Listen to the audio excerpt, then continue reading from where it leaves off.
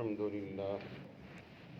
لله الذي جعل البيت العتيق مثابة للناس وأمنا، وأكرمه بالنسبة إلى نفسه تشريفا وتحصينا ومنا. ونشهد أن لا إله إلا الله وحده لا شريك له، ونشهد أن سيدنا ومولانا محمدا عبده ورسوله نبي الرحمة وسيد الأمة، صلى الله تعالى عليه وعلى آله وأصحابه قادة الحق وسادة الخلق، وسلم تسليما كثيرا. أما بعد، فقد حان أشهر الحج التي قال الله تعالى فيها: الحج أشهر معلومات.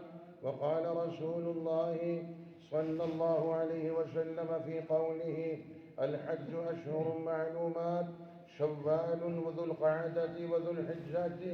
وقال الله تبارك وتعالى في الحج: ولله على الناس حج البيت من استطاع إليه سبيلا.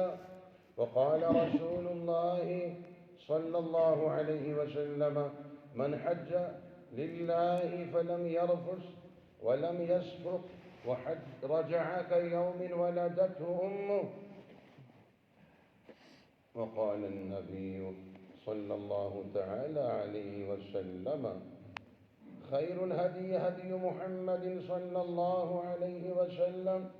وقال النبي صلى الله تعالى عليه وسلم: من زار قبري وجبت له شفاعتي.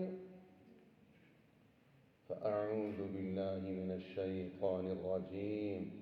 وأذن في الناس بالحج يأتوك رجالا وعلى كل ضامر يأتين من كل فج عميق.